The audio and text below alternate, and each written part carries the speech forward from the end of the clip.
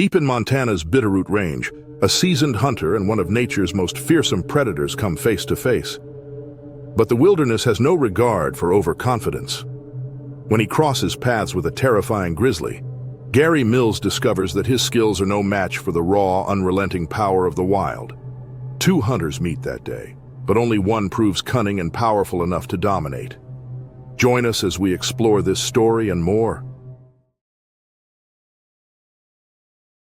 It dawned on June 18, 2024, in Montana's Bitterroot Range. The jagged peaks loomed against the pale morning sky, their shadows stretching across an untamed wilderness that promised beauty and danger. Here, Gary Mills, a seasoned hunter with decades of experience stalking everything from deer to wolves, felt alive and powerful. Adrenaline was coursing through his veins. Gary was hunting. But today's quarry was no mere trophy. It was a grizzly bear, a beast that tested even the most skilled hunters. Gary relished the challenge. He felt that hunting a grizzly would prove his abilities once and for all. As the hours passed, Gary scouted the rugged terrain. The forest was alive with the rustle of leaves and distant calls of birds, but his focus was razor sharp. Near noon, he spotted a massive, tawny shape in a sunlit meadow below. He crouched, scanning the animal through his rifle scope. The bear appeared dead. Gary couldn't tell whether it was breathing, but it seemed not to. A dark streak of what might have been blood stained the grass nearby. It looked wounded, perhaps from a fight with another predator or a careless hunter's stray bullet. Caution and instinct were at war inside Gary. Bears were unpredictable, and even a mortally wounded one could unleash devastation. Yet the creature lay so still, its massive frame oddly slack. Gary decided to move closer. The meadow was silent as he descended, the ground soft beneath his boots. He kept his rifle ready but lowered its safety. 20 yards became 10, then 5. The bear remained still, its fur rippling faintly in the breeze. Its eyes were closed, and its mouth hung slightly open, revealing yellowed teeth. Gary circled it slowly, his boots brushing against tufts of wild grass. He paused, leaning in to inspect the dark stain. Blood. It's fresh, but only a little. Perhaps the bear had succumbed to internal injuries. Still, something about its posture seemed wrong, too deliberate. Gary's gut twisted as he bent closer. The bear's muscles tensed almost too quickly for Gary to notice, then sprang to life. It exploded upward with a roar that shattered the quiet. It looked like a god of old, a creature of sound and fury. Gary stumbled back, his mind racing to catch up with the shift from hunter to prey. The bear was no longer an injured target, but a predator in its prime, and Gary had walked straight into its trap. The man knew this wasn't normal bear behavior, but there was no time to ponder the implications. He had to act. But before he could move, the rifle flew from his grasp as the bear's massive paw swiped at him with bone-shaking force. Gary was thrown to the ground, gasping from shock. The bear looked at him with eyes full of primal rage. Saliva was dripping from its jaws, staining the ground beneath. Gary scrambled to his feet, instinct screaming for him to run, but the bear was faster. It lunged, its claws raking through the air. He dodged, barely avoiding another blow, and reached for his knife. His hands fumbled with the sheath, slippery with sweat and blood. The bear lunged again, knocking him back into the dirt. Jaws and claws, claws and jaws. It was all Gary could see. The man felt the bear's hot breath on his face as its maw closed inches from his neck. But Gary still had a little fight in him. The man lashed out wildly, the blade in his hand finally finding purchase. The bear roared again, more enraged than wounded, and slammed him against the ground. Gary couldn't think straight anymore. Pain and the need to survive. These two feelings were overwhelming. Gary kicked, punched, and slashed, but the bear's mass pinned him down. Each swipe of its claws tore through his clothing and flesh, leaving him gasping in agony. The forest echoed with their struggle, the crack of breaking branches, the bear's guttural growls, and Gary's labored breaths. Gary managed to roll away. He crawled toward the rifle, but the bear charged again. He reached the weapon and turned just as the bear descended. The rifle was wrenched from his hands again, this time crushed under the animal's weight. A final swipe sent him sprawling, his vision swimming with stars. The bear loomed over him. It bit his arm. The bone snapped with a gut-twisting sound. Gary screamed, but there was no one there to hear his screams. There was no escape. The bear's teeth tore through muscle and bone, its claws shredding what remained of his resistance. A pool of blood started to pool beneath him as his strength ebbed away. His mind drifted, the pain fading into a strange, detached clarity. He had underestimated the beast and misjudged the signs. The grizzly wasn't merely surviving, it was thriving, and he had been foolish to assume otherwise. And then Gary was gone, his body broken and lifeless. The meadow was quiet again, except for the bear's heavy breathing as it continued to maul him. When search parties found Gary's remains days later, the scene was indication enough of his fate. His rifle lay twisted and bent, his body torn and bloodied. The meadow, once serene, bore the scars of a violent struggle. The story spread quickly, igniting debates about hunting ethics and humanity's place in the wild. Some called Gary reckless, a thrill-seeker who got what he deserved. Others mourned him as a victim of nature's harsh unpredictability. No matter the case, Gary Mills was gone. The bear was never found. It remained unseen, untouchable, the only victor of the deadly incident. The Bitterroot Range and its wilderness continued undisturbed.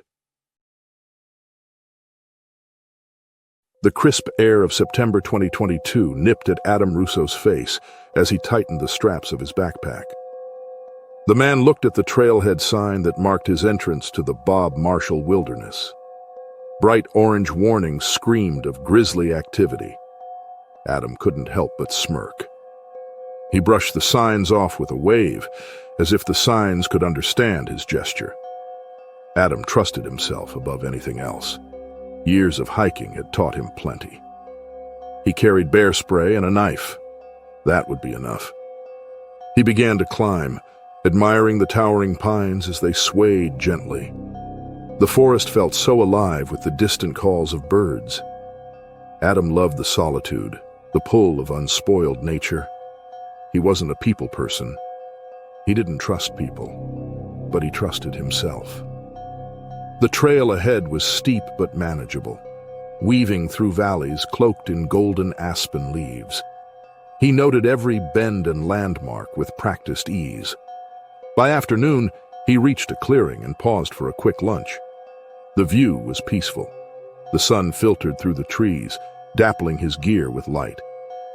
Adam felt invincible. This, he knew, was how humans were supposed to live. He was proud to be one of the few who understood this truth. Montana's vast wilderness stretched around him, serene and still. The idea of danger seemed almost laughable. Let it come at him, and he would be ready. He pressed onward. The trail narrows as it climbs higher into the mountains. The dense canopy closed in, muting the sounds of the forest. The air grew heavier, perhaps because of a change in pressure. This stretch of the trail carried a strange smell, something musky that Adam couldn't quite place. His pace slowed. The ground was uneven here, the path littered with gnarled roots and fallen branches. The scent grew stronger, acrid and wild, but Adam dismissed it as part of the wilderness. And then, without a warning, the trail disappeared into a dense thicket. Adam hesitated, scanning for another route, but found none. The undergrowth was thick, the trail almost invisible, but he forged ahead. He had strong legs and good boots that crunched through dry leaves and twigs, the sound unnaturally loud in the stillness. And then, a guttural snort pierced the silence. Adam froze, heart hammering despite his previous conviction that he was above fear. As far as he could tell, the noise came from somewhere ahead, hidden in the underbrush. He strained his ears, trying to pinpoint the source. But the sound erupted again, this time sharper, closer. His breath quickened, and then almost stopped as a massive grizzly exploded from the thicket, a blur of muscle and fury. Its eyes locked on Adam. The man saw there was nothing behind those eyes, just rage.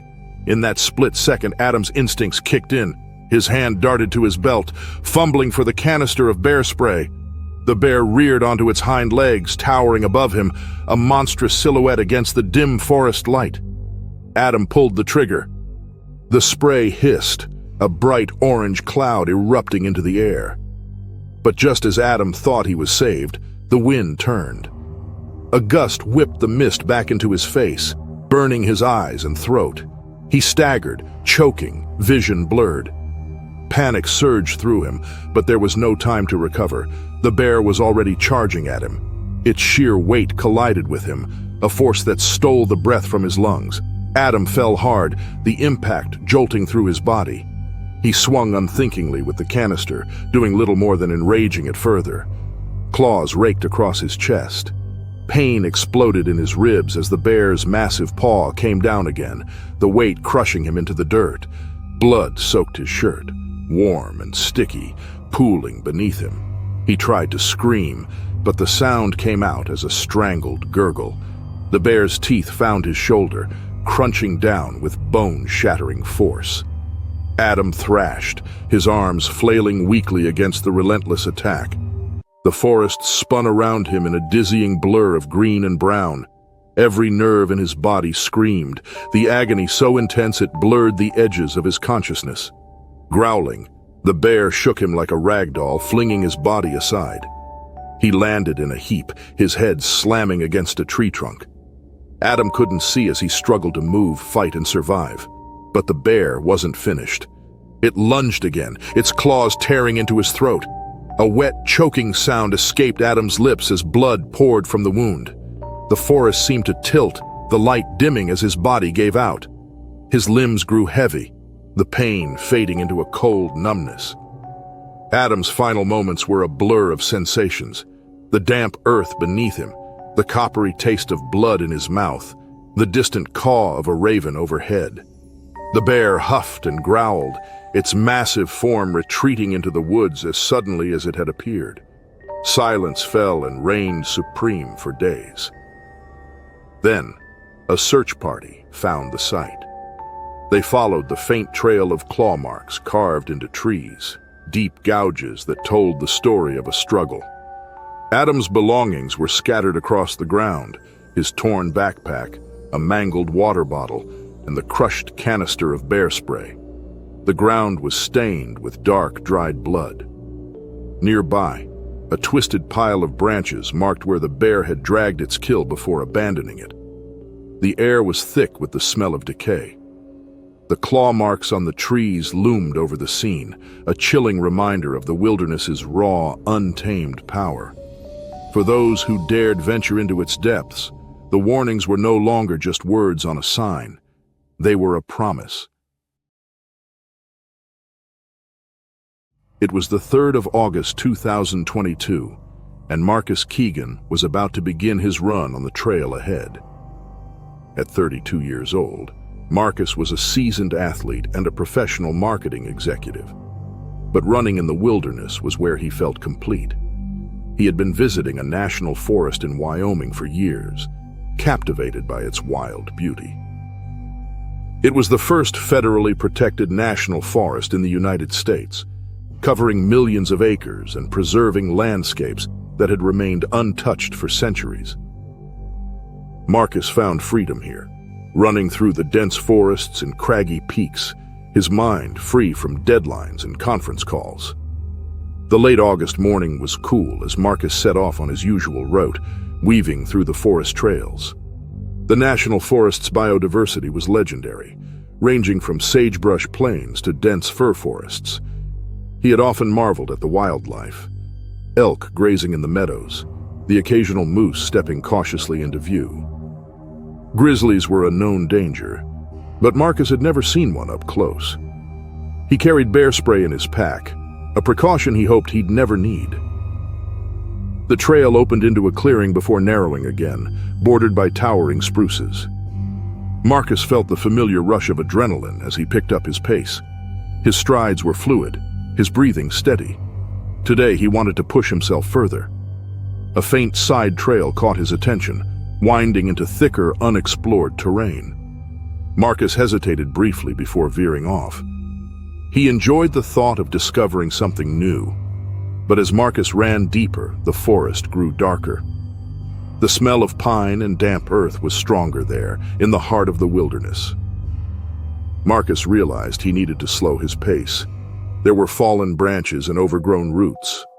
The national forest in Wyoming had never been heavily settled, retaining much of its original wildness. Native Americans had lived here for at least 10,000 years, coexisting with the land's untamed beauty. Marcus thought briefly of the explorers like John Coulter, who had first documented this place centuries ago. The underbrush thickened, and Marcus stopped to sip water. His surroundings were eerily quiet, the usual sounds of birds and rustling leaves replaced by an oppressive stillness. It may be time to go back to the main trail. But no. He wanted to explore more. Marcus moved forward, his steps cautious now. A faint metallic scent lingered in the air. Then, Marcus saw the source of the scent. A massive deer carcass lay sprawled across the forest floor, its ribs exposed, flesh torn. The sight froze Marcus in his tracks. His heart pounded as he scanned the area. He knew the risks of predators guarding a kill, but a low, guttural growl rumbled through the trees before he could act. Marcus felt like he was in a low-budget horror movie for a second.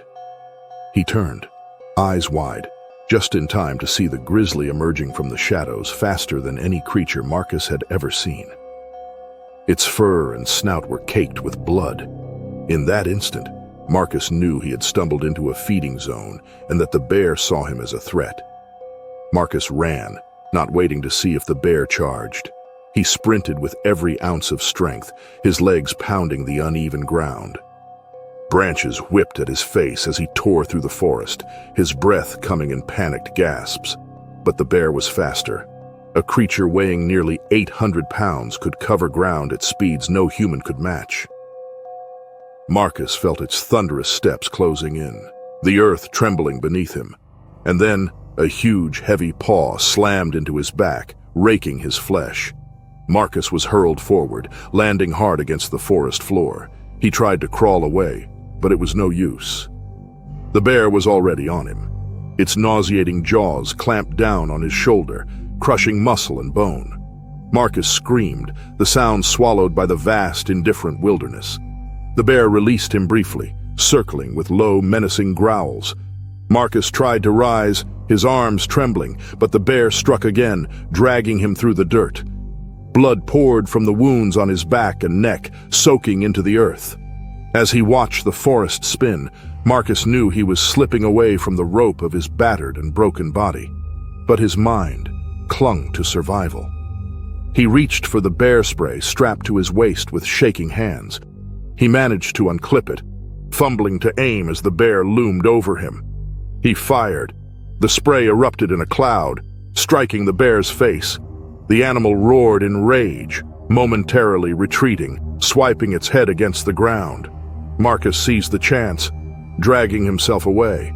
His vision blurred and his strength waned. He knew he couldn't outrun it. His only hope was to hide. But the bear recovered quickly. It found him again, its keen senses leading it back to its wounded prey. Marcus barely registered the next attack as the bear's claws tore into his back, shredding his flesh, his muscles, and his lungs. The pain was beyond anything he had ever known, drowning him in agony.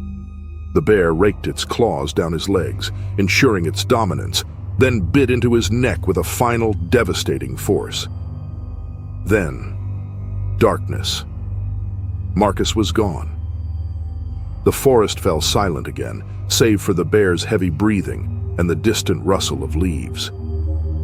When Marcus failed to return home, his girlfriend Lexi alerted the authorities. A search team combed the area, but the national forest's vast wilderness made the search painstaking. Finally, they found what remained of Marcus after his disappearance.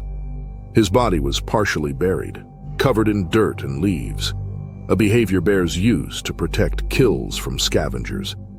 Claw gouges, a mixture of soil, broken twigs, and blood-stained debris, marked the mound of disturbed earth.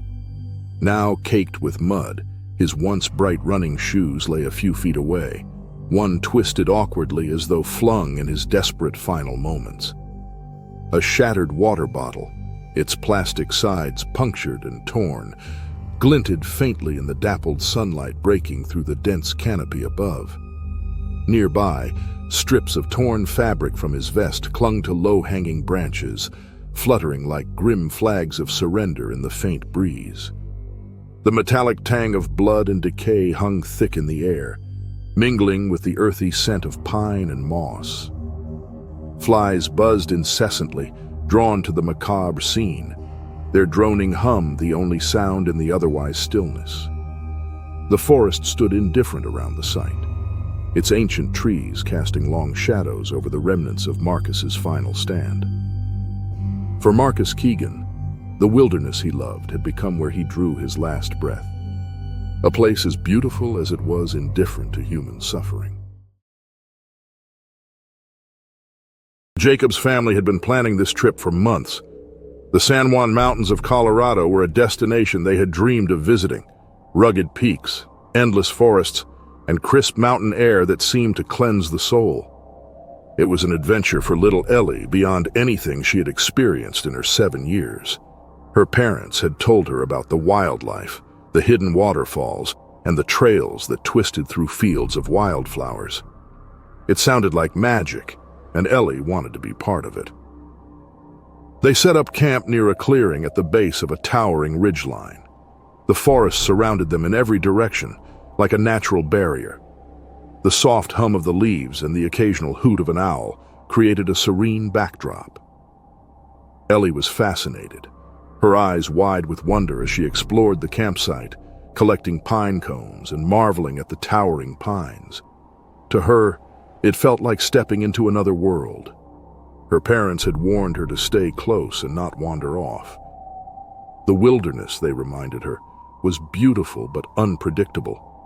But Ellie's curiosity was boundless, and her small frame seemed charged with energy that wouldn't quit, even after a long day of hiking. Still, she managed to stay close. Everything was going so well for the family. But then, night fell, and with it came tragedy. The family decided to retreat into their tent as the sun dipped behind the mountains and shadows stretched across the forest floor.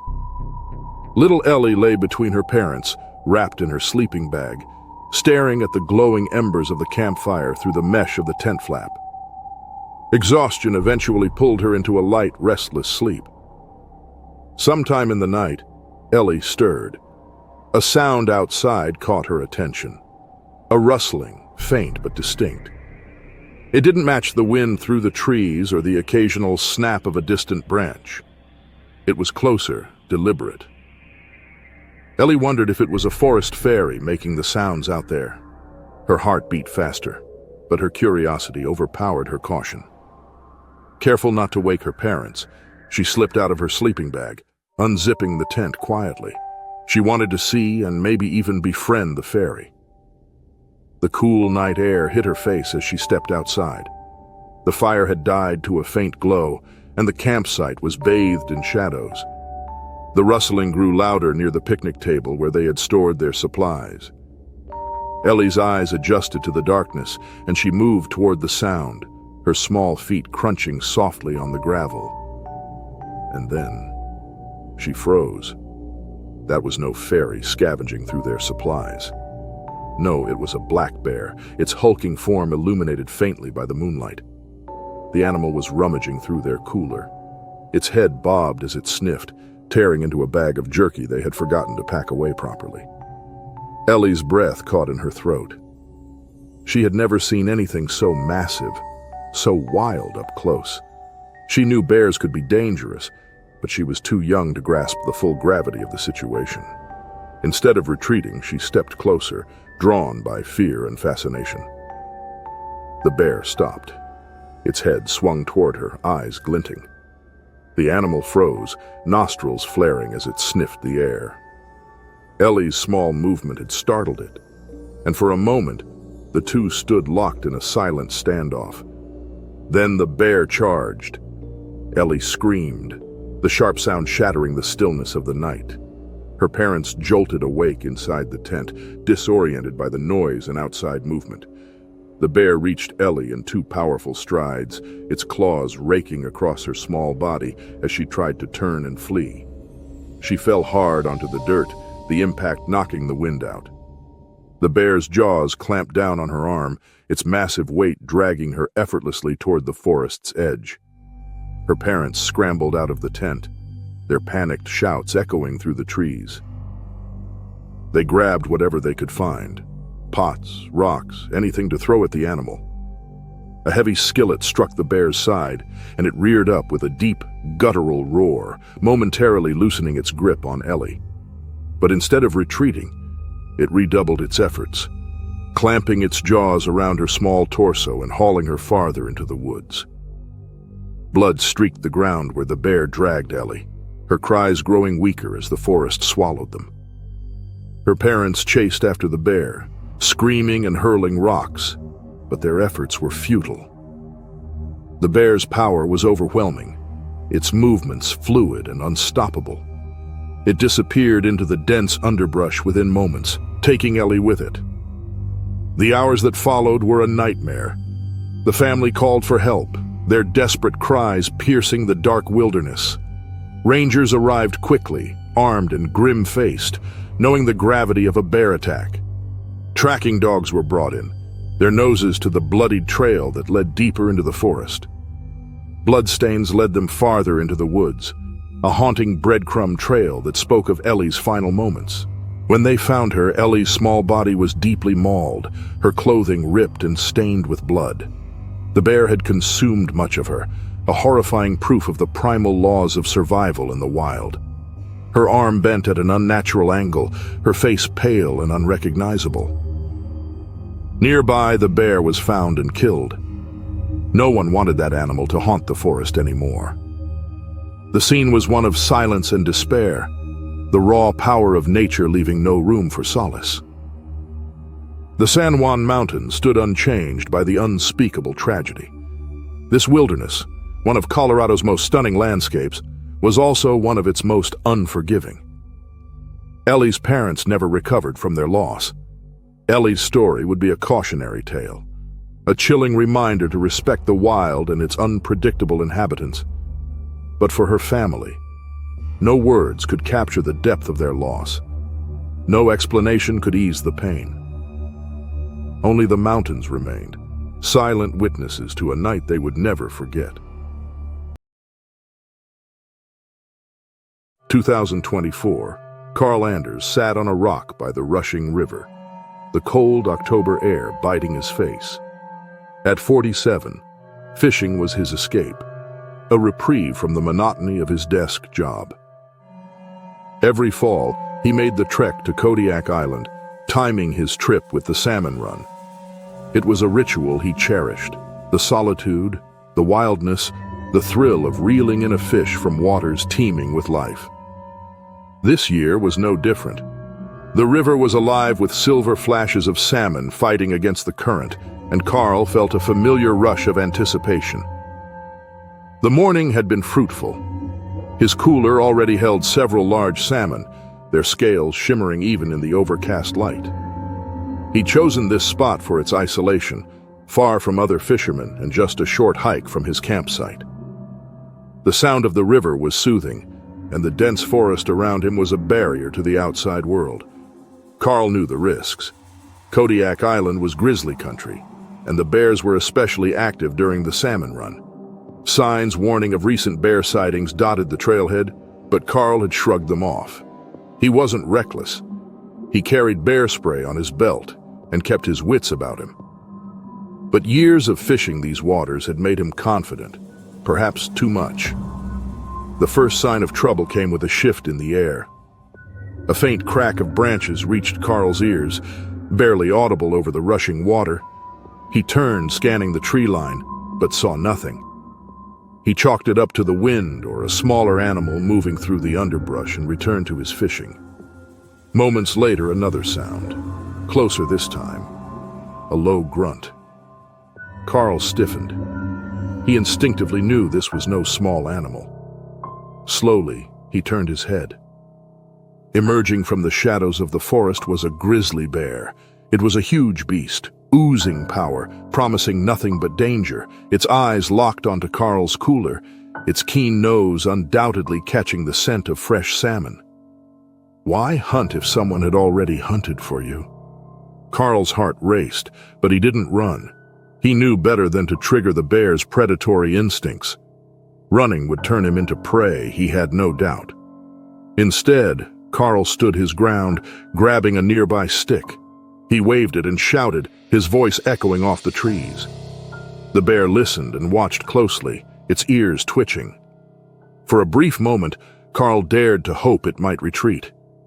But the bear wasn't even remotely afraid. It was hungry. It charged without wasting any more time. Carl barely had time to react before it was on him, as agile as it was powerful. The bear swiped with its paw, sending the stick flying and knocking Carl backward. He stumbled, his foot slipping on the slick rocks, and fell into the icy water.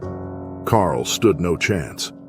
The current dragged him briefly, but he fought to regain his footing, clawing at the rocks to pull himself upright. The bear followed, plunging into the water with a ferocity that sent waves splashing against the banks.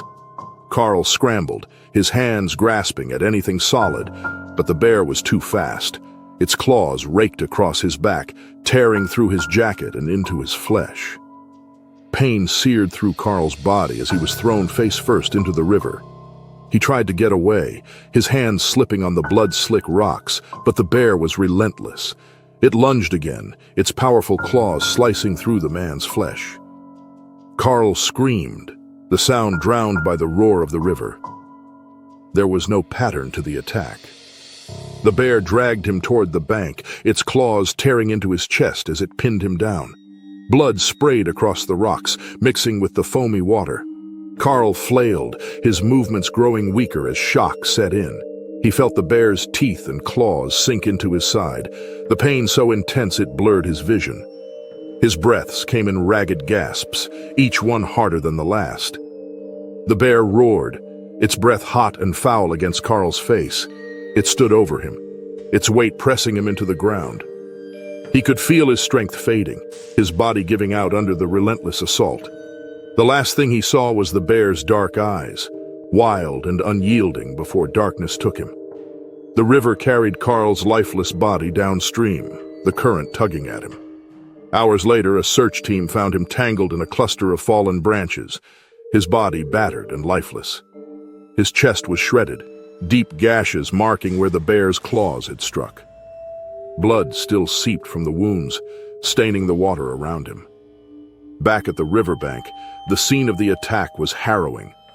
Carl's fishing rod lay bent and broken, its line tangled in the rocks. His bait box had been overturned, its contents scattered across the ground, smeared with blood. The cooler he had so carefully filled with fish was gone, dragged into the forest by the bear. Deep paw prints marked the mud, a trail of carnage leading into the trees. The searchers stood in silence, the reality of the wilderness before them. Kodiak Island, a place of stunning beauty, was also a place of untamed danger. For Carl Anders, the river he loved had become the scene of his untimely demise. But the river rushed on, oblivious to the pain it had witnessed. 2023, Hannah Moore sat on the porch of her Firewatch cabin. It was a golden June sunset in Montana, casting long shadows over the treetops of a national park. At 29, Hannah had spent the past 3 summers in solitude, perched high in the wilderness. The days were long but rewarding, and her duty was clear: monitor the landscape for signs of fire, and protect the park's vast natural beauty. That night, the forest was alive with the hum of insects and the occasional rustle of leaves. After logging her daily observations, Hannah cooked a simple dinner, savoring the quiet. The cabin, a modest structure of weathered wood, was her sanctuary. She felt safe here, even in the heart of Grizzly country. Hannah cleaned up carefully, mindful of food scents that could attract wildlife. She double-checked her logs before retiring to bed, and her flashlight and emergency radio were within reach. As the hours passed, the forest grew quieter, the shadows outside deepening. The hum of the wilderness lulled her to sleep the way it did every night. But then, Hannah heard a noise piercing through the thick veil of her sleep. The noise jarred her awake. It started faint, a rhythmic scraping sound that seemed to come from outside. Hannah sat up, her pulse quickening. The air felt oppressive, the kind of stillness that promised danger. She moved cautiously to the window, peering into the moonlit clearing around the cabin. Her stomach dropped. A massive grizzly bear prowled near the fire pit, its powerful frame illuminated in the moon's silver light. It took its time sniffing the air. Each movement was slow, almost calculated. Hannah's eyes darted to the nearby storage shed, where the remnants of food from a previous camper might have lingered despite the strict bear-safe protocols. The bear's grumbles grew louder as it pawed at the ground, claws scraping against the rocky soil. Hannah's mind raced. She knew she couldn't let the bear linger. Bears that associated humans with food became unpredictable, even deadly. She grabbed a flashlight and a metal fire poker, steeling herself before stepping onto the porch. The bear turned as the beam of light swept across its face. Hannah banged the fire poker against the railing, shouting to drive it away. The bear's ears flattened, and a deep growl filled the air. Hannah barely had time to react as the bear charged. She stumbled backward, dropping the flashlight as the bear barreled toward her. The porch creaked under its weight, the wood splintering as it swiped at her with a massive paw. She scrambled inside, slamming the door shut and locking it as the bear collided with the other side.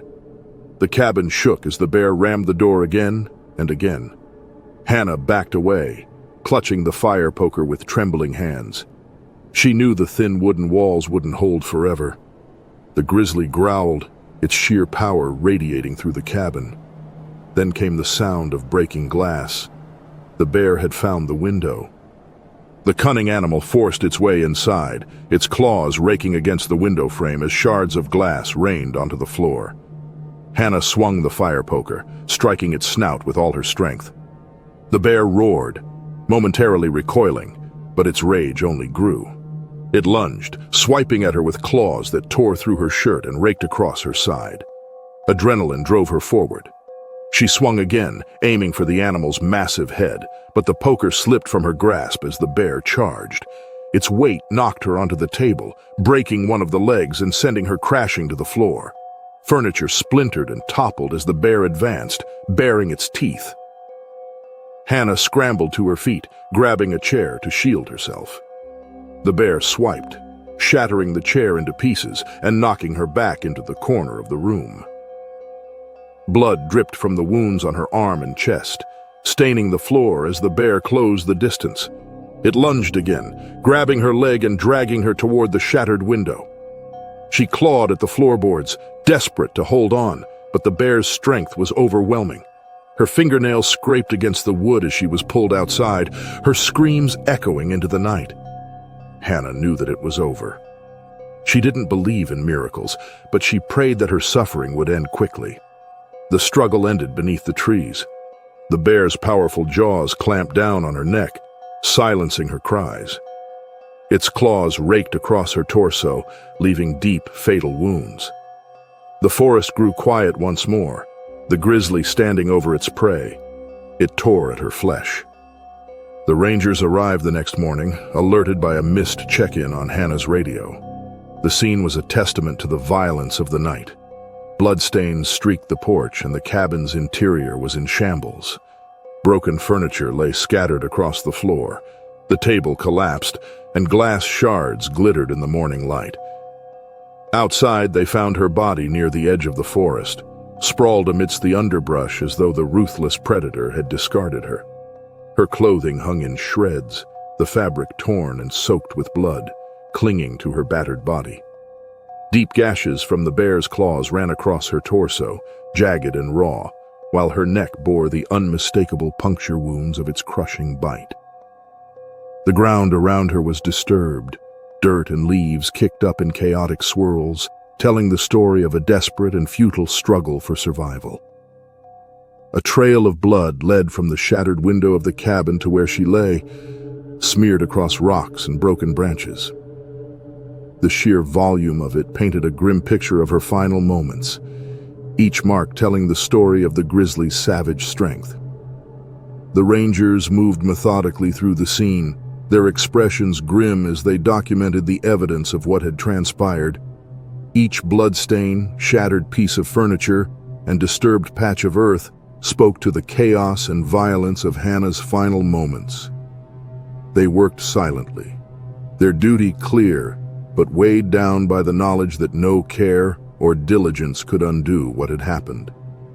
For Hannah Moore, the national park in Montana had been a place of purpose and solitude, but that same isolation had turned deadly.